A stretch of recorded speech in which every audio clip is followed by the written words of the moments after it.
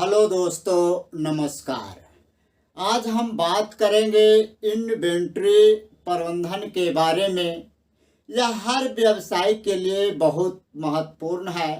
आइए हम जानते हैं इसे कैसे हम प्रभावी ढंग से कर सकते हैं।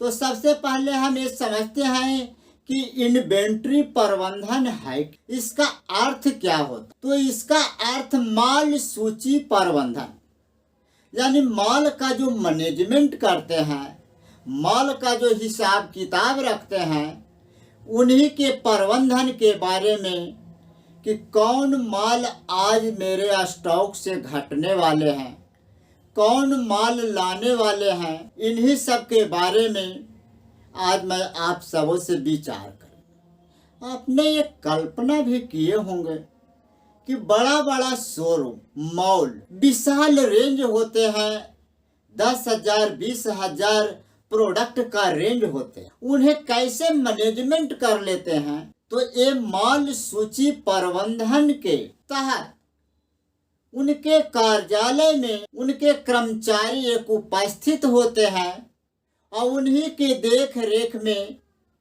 सारा माल सूची से संबंधित उन्हीं के हाथों में एक सौंपा जाए। और इसी कारण है कि मॉल शोरूम में विशाल रेंज होते हुए प्रोडक्ट की माल सूची कैसे बनाया जाता है, माल कब खत्म होने वाले हैं, माल का क्या रेट घटने वाले हैं, ये सब इन्वेंट्री प्रबंधन के तहत में। मैं इसको 4 रूपों में मैंने ढाले हैं। इनका महत्व क्या है, ये कितने प्रकार के होते हैं, इनकी गतिविधियां क्या है और इनका इससे निपटने के लिए इसका उपकरण कौन कौन से हैं, कौन कौन से टूल्स हैं जिसकी मदद से हम माल सूची प्रबंधन को तह से समझ सकते। तो चलते हैं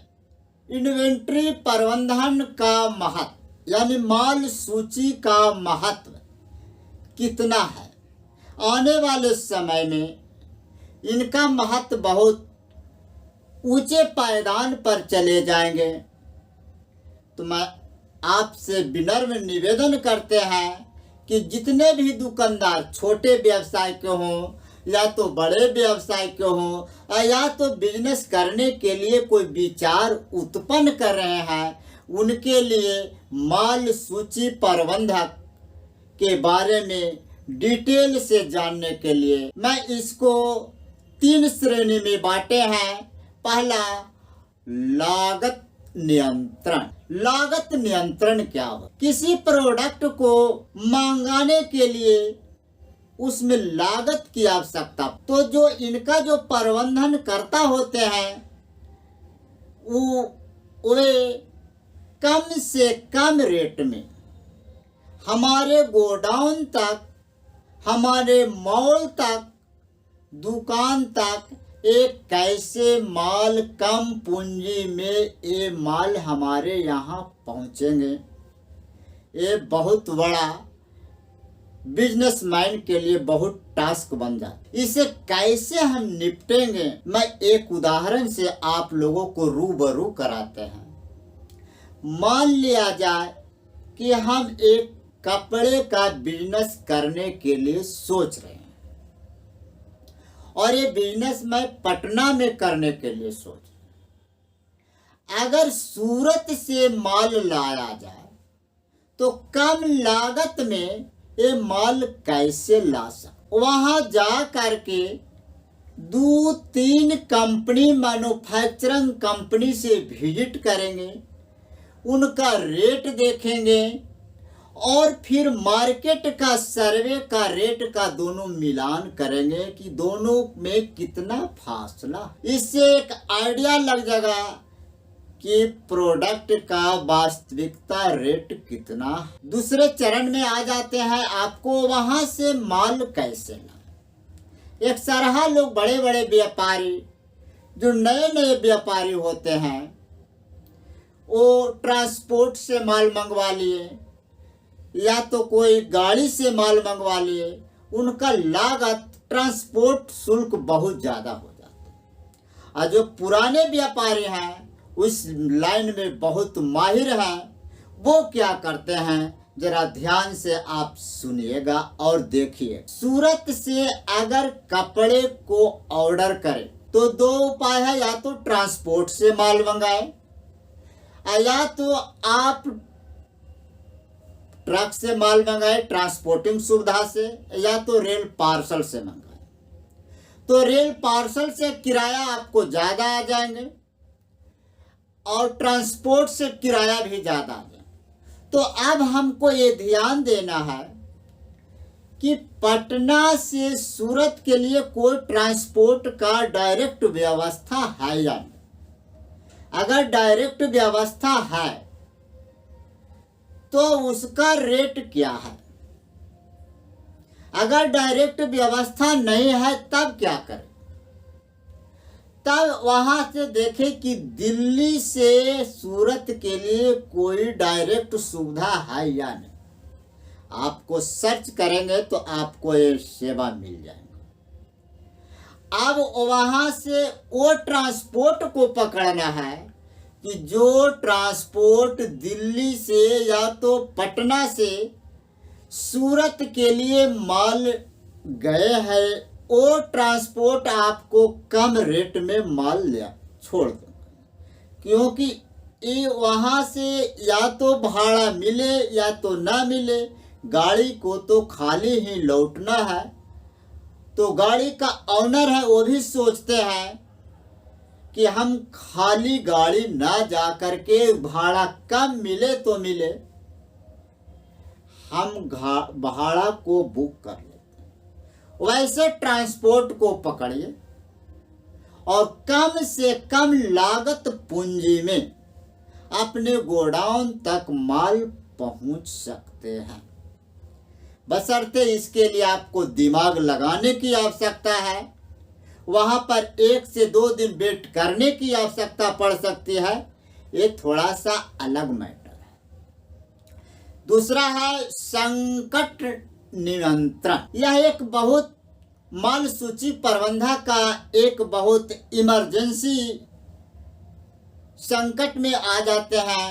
कभी कभी दुकान बंद हो जाते हैं, कभी कभी मॉल बंद हो जाते हैं, कभी कभी हड़ताल हो जाते हैं।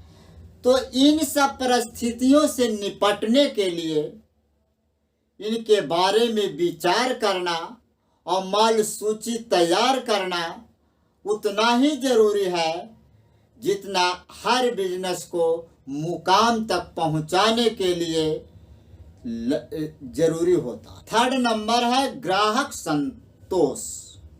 ग्राहक को संतुष्ट करना हर दुकानदार को, हर सेल्समैन को सबसे बड़ा प्राथमिकता बन जाता है।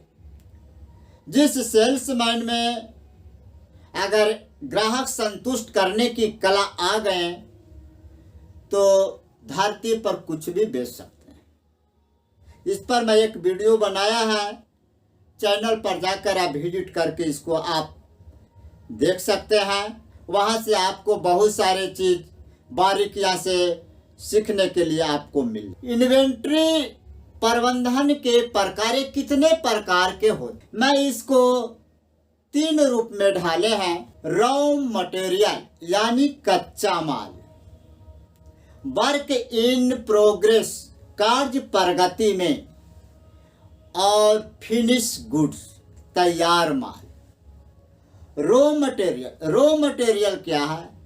ये बड़े बड़े कंपनियों में जो मैन्युफैक्चरिंग बिजनेस करते हैं, जैसे जो अगरबत्ती का बिजनेस करते हैं, मोमबत्ती का बिजनेस करते हैं, या तो कुटीर उद्योग करते हैं, उनके लिए रॉ मटेरियल उत्पादन करने से पहले बहुत जरूरी है। माल स्टॉक में पड़ा रहना ये भी बहुत बड़ी जरूरी है।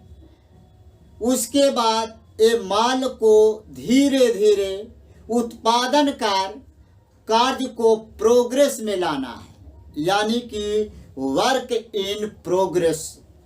जब आपकी सामान तेज रफ्तार से बनने लगेंगे तो आपको ध्यान देना है फिनिश गुड पर। फिनिश गुड माने बिक्री के तैयार के रूप में मार्केट में एजेंसी के होलसेलर को, डिस्ट्रीब्यूटर को भेज देना है। इसको स्टॉक कभी नहीं रखना है।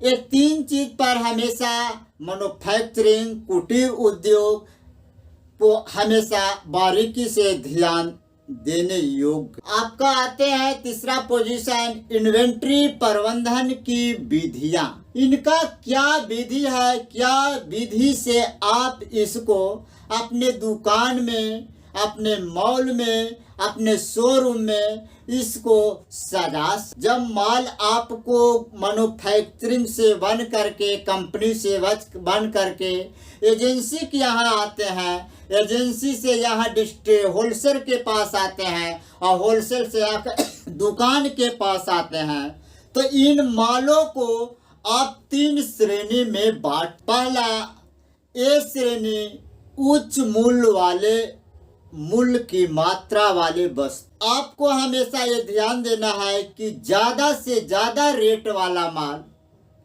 कम से कम परचेजिंग करें, क्योंकि कम ज्यादा रेट वाले माल मार्केट में सेल होते हैं, लेकिन इनमें समय थोड़ा लग जाते हैं, इनमें पेशेंस की आवश्यकता पड़ती है। इस पर भी बहुत ध्यान देने योग्य होते हैं। बी है आपका मध्यम मूल्य वाले, मध्यम श्रेणी, जो आपको हाई रेट से लो रेट के बीच में जो सारे प्रोडक्ट आते हैं, उस प्रोडक्ट को आप ऐसे मंगाइए, उन्हें दुकान में ऐसे सजाइए ताकि देखने में अच्छा लगे। हर कोई दुकान पर आए, शॉप पर आए तो देख करके वो प्रोडक्ट खरीदने के लिए प्रेरित हो जाए। और सी है कम मूल्य वाले श्रेणी, जिसमें मार्जिन भी कम होते हैं। इस प्रोडक्ट को आप ज़्यादा से ज़्यादा ऑर्डर करें, ज़्यादा से ज़्यादा माल सूचित स्टॉक रखें, ताकि आपको एक कभी घट न पाए, क्योंकि ये रनिंग पोजीशन आइटम है। हर घर की आवश्यकता है, हर मिनट में आवश्यकता है। इसे आप ज़्यादा माल स्टॉक करें। दुकान की रेक पर, काउंटर पर कभी खाली मत रखें, क्योंकि ये जेन्युइन प्रोडक्ट है। जैसे आप कोलगेट को ले लीजिए, साबुन को ले लीजिए, सर्फ को ले लीजिए, ब्रश को ले लीजिए, टाटा नमक को ले लीजिए, ये सब प्रोडक्ट है। आपको मार्जिन कम तो देंगे, लेकिन आपका बिक्री रनिंग पोजीशन में होंगे। एक कस्टमर को पकड़ने के लिए, दुकान को जमाने के लिए बहुत बड़ा आइडिया। चलिए, अब इसका उपकरण कौन सा है। हमने तो माल मंगा लिए, इसका कई श्रेणी में सजा दिए। अब इसका हिसाब किताब है जो कैसे करें। अगर इसको हर हिसाब ऑफलाइन करते हैं तो इसमें बहुत बड़े माथापेची होने की संभावना है, बहुत समय लग सकते हैं।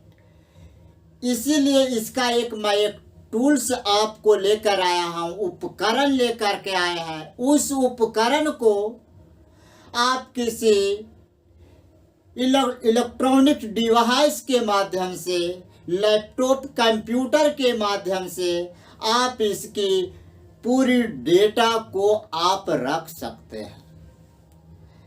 इसका सॉफ्टवेयर इन्वेंट्री प्रबंधन सॉफ्टवेयर। आजकल मार्केट में बहुत सारे सॉफ्टवेयर आ गए हैं। उस सॉफ्टवेयर से आप पूरी माल की सूची को आप तैयार कर सकते हैं। इससे आपको फायदा हो जाएगा कि आप दुकान को देखे हुए आप बायोडाटा से पकड़ सकते हैं कि कौन माल का एक्सपायर डेट होने वाला है, कौन माल मेरे स्टॉक में कम पड़ रही है, कौन माल का स्टॉक खत्म हो चुका है।